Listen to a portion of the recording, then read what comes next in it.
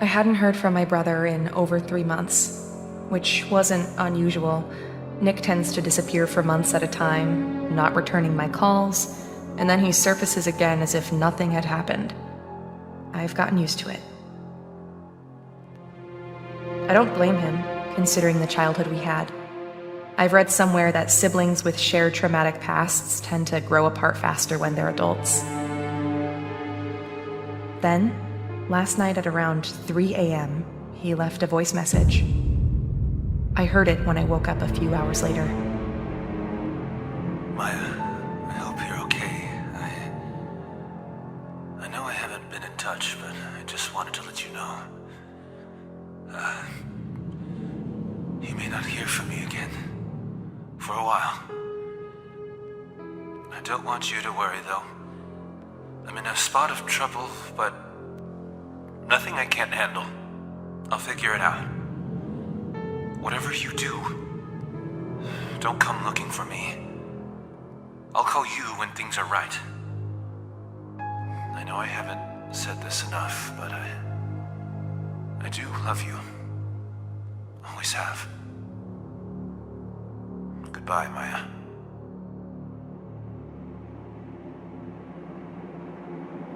I must have called him dozens of times, but there was no answer, and then his phone was switched off.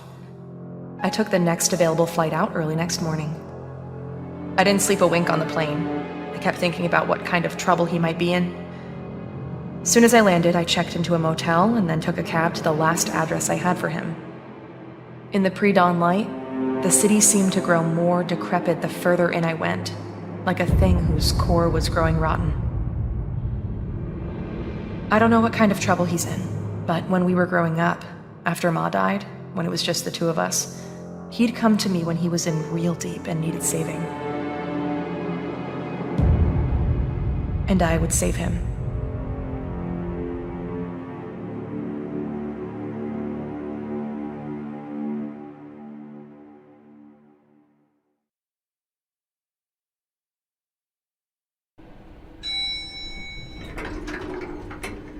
I should get this over with quickly. I'll find him, make sure he's okay, then head back. I'm already missing a day at work. Let's see, he should be at apartment 405.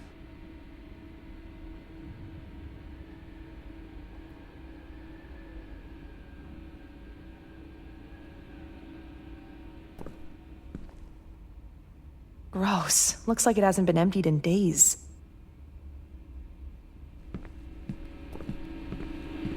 Whose bright idea was it to leave this open? A child might fall in.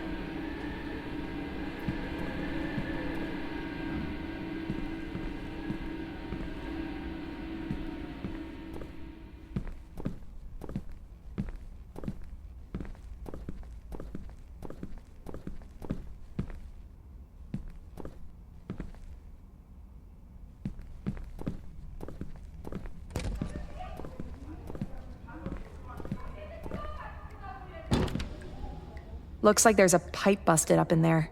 It isn't a good idea to move this scaffold. It looks flimsy. I should just find another way around it.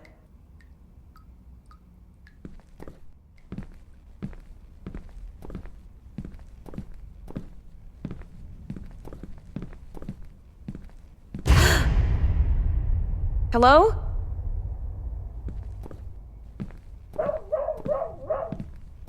Huh, where'd they go? There was someone just here.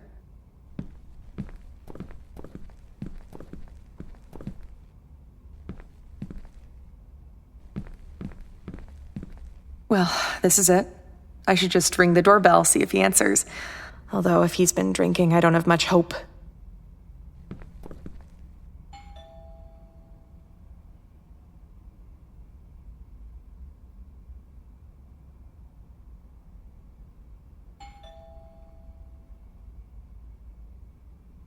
I guess he's either not home or he's sleeping off a drunken binge, which would not be entirely surprising. Maybe I should just try to open the door and let myself in.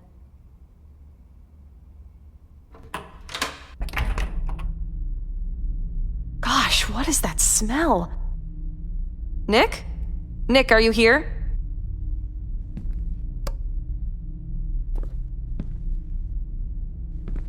How is he living like this? This is terrible. Would it hurt to clean up a little?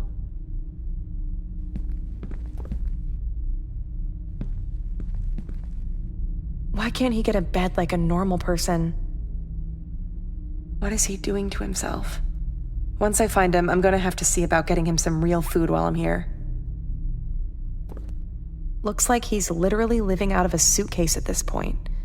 He told me he was making money on a freelance web development gig. Was that all a lie? What's he doing with the money he gets? Didn't know he kept this old picture of Ma. This was taken maybe a year before she died, before the cancer started turning her into skin and bones.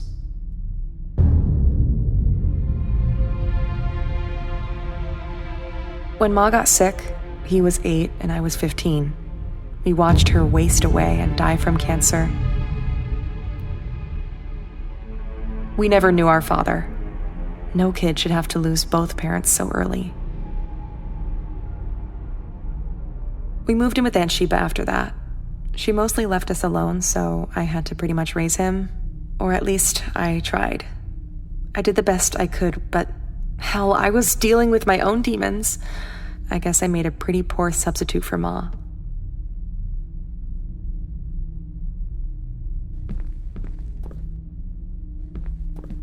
I think I just lost my appetite. The first thing I'm going to help him do is clean this place up. That alone should bring some positivity to his life situation.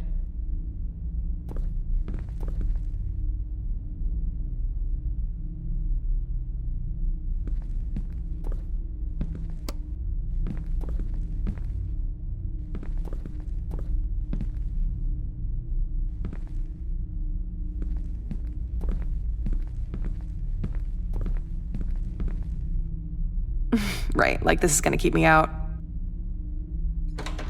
Nick, are you in there? Are you okay? Open this door. I guess I should find some other way to get it open.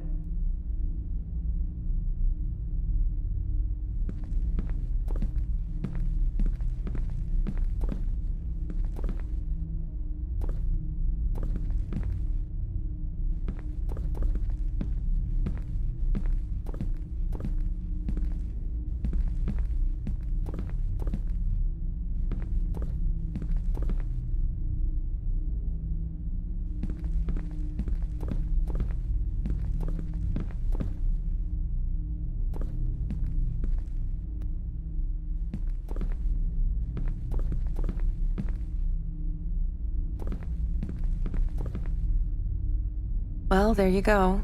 Looks like he's fallen off the wagon again. Oh, Nick. I sometimes think, if he hadn't had that accident, if his best buddy Alex hadn't been killed, things might have turned out different for him.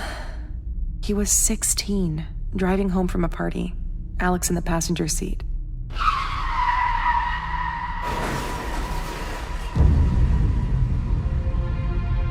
Nick had no business being behind the wheel that night. He was drunk out of his mind. Alex was killed on the spot. Nick survived, but he could never forgive himself for Alex's death. With Ma gone, I was supposed to be the parent, rein him in, but I was a teenager myself, barely holding it together. I should have been tougher with him. I messed up there. I guess I neglected him when it mattered. That's on me.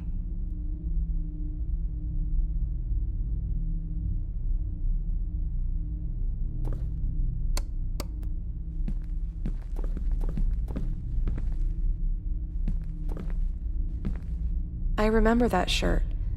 I think I'd given it to him for a birthday.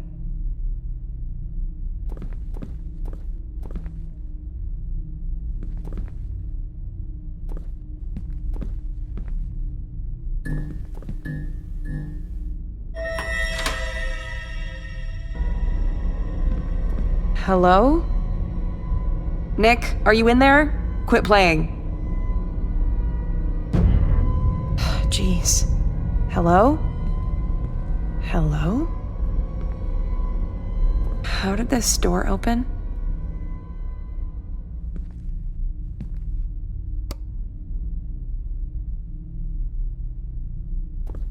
Well, at least I know where all his money's going.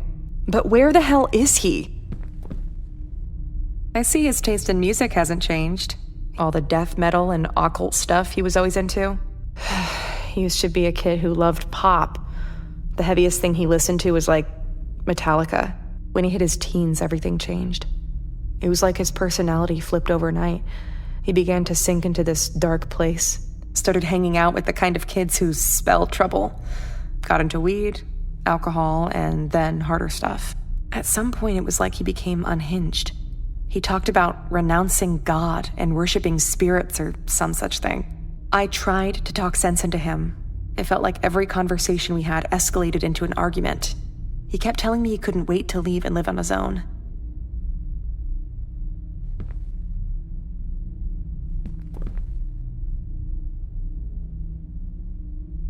I wonder if he still actually plays. He was obsessed with the guitar for a while in school, formed a band. They weren't all that good. Lasted all of 6 months. He used to love these consoles growing up. He'd spend hours locked into those games. I guess it was an escape for him after Ma passed and we were living at Aunt Sheba's. The worst period of our lives. He was such a quiet kid back then.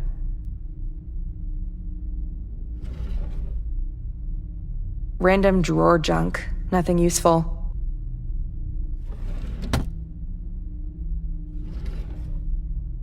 Nothing useful here. A USB drive. Maybe it'll come in handy.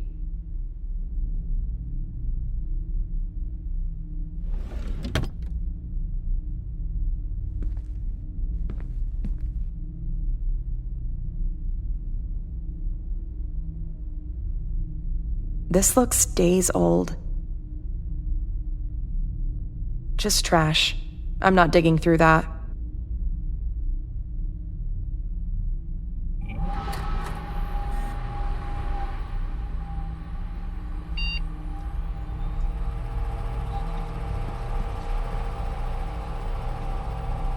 I could probably use the USB drive I found in that drawer.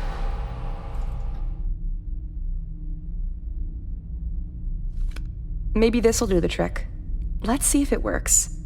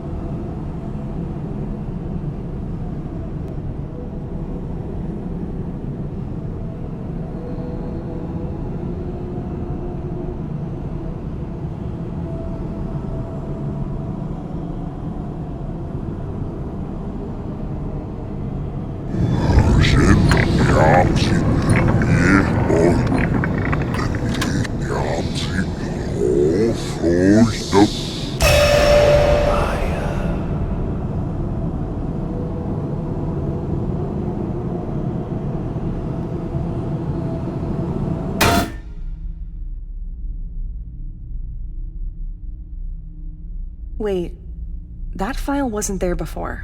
I'm sure of it.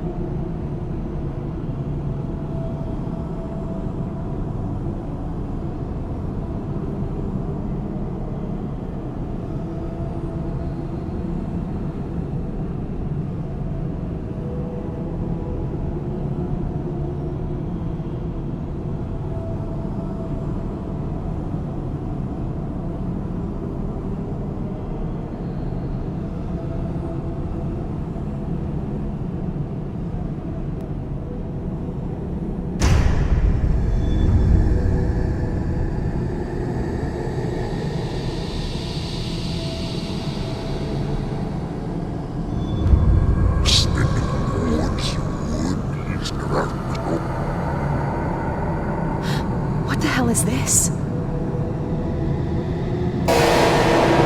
Nick!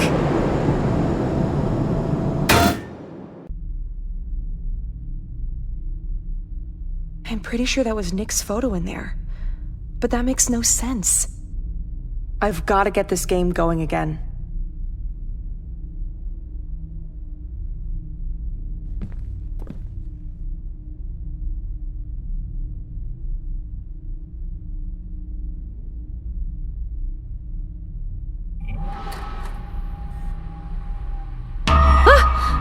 Jeez, that scared me. Just the lights. The electrics here are falling apart, like the rest of the building.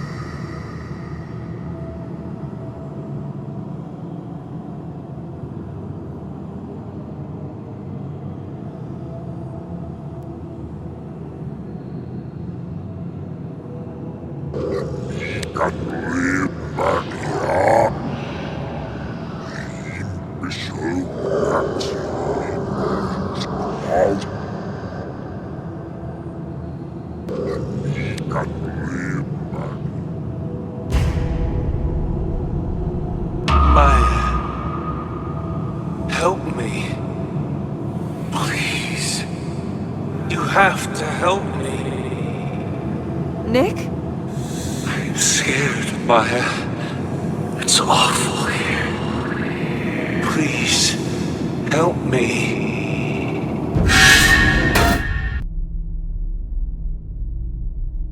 That was Nick's voice, I'm sure of it. I'm gonna get this PC going again.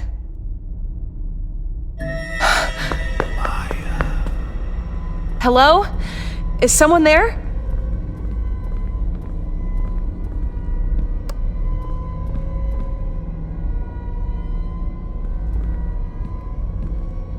It's too dark in here. I should get the lights on.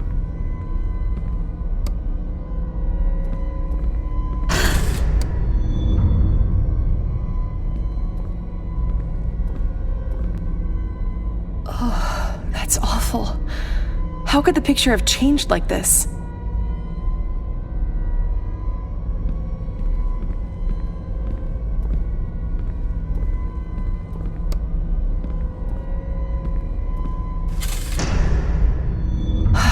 Nobody.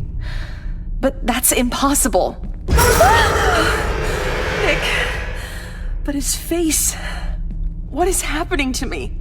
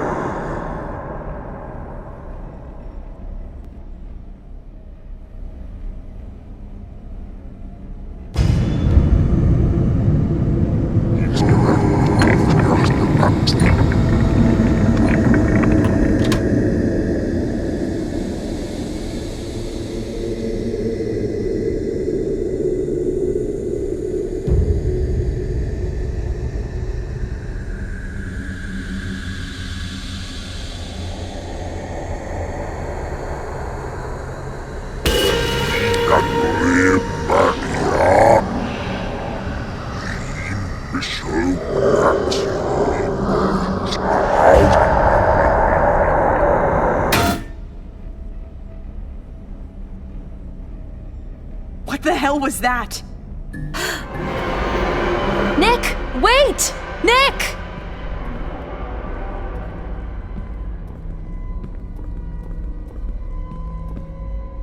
Nick!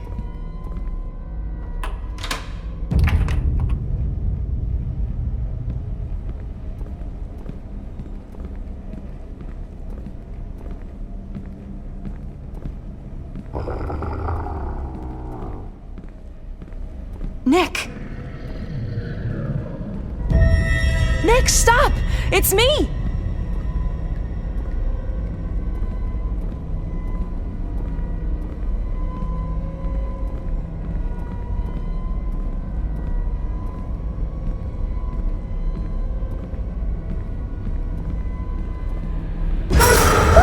What the hell? I'm not going near that elevator. What the hell was that?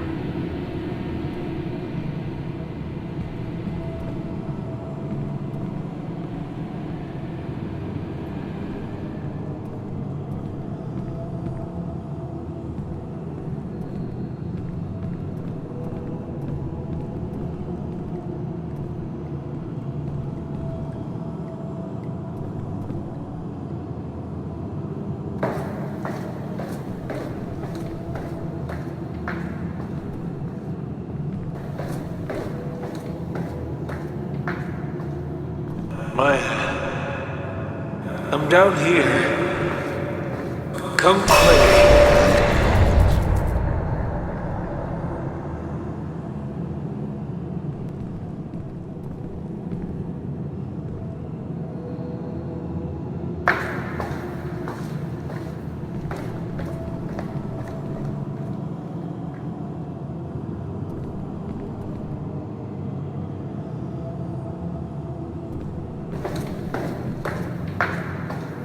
Maya, come on.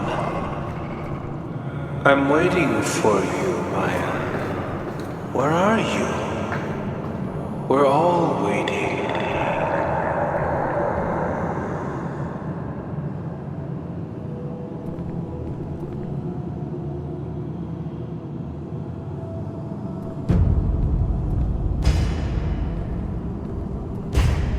You can't save me, Maya. You never could. Even when we were growing up, you couldn't even protect me from myself. The accident, Alex's death, my miserable life, all of it could have been different. If only you'd done what you were supposed to do. Who are you?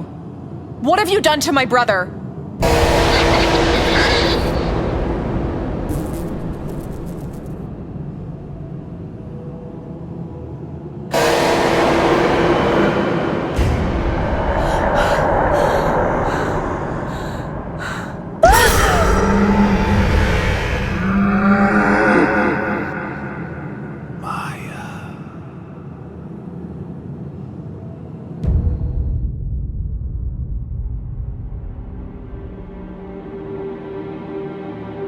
Sometime later, I found myself back in the apartment. I couldn't remember how I got there. There was no sign of Nick, or the thing that had looked like him. And his computer would no longer turn on. I did the only thing I could. I filed a missing person report and flew home. It's been 6 months since then. I've tried every possible way to locate him, but there's been no word from him. I keep thinking about the thing I saw at the bottom of those stairs, the thing from inside the game. When it came at me, just before its awful malevolence could engulf me, something or someone stepped between us and shielded me. I think that's how I got away. I think it was Nick who saved me.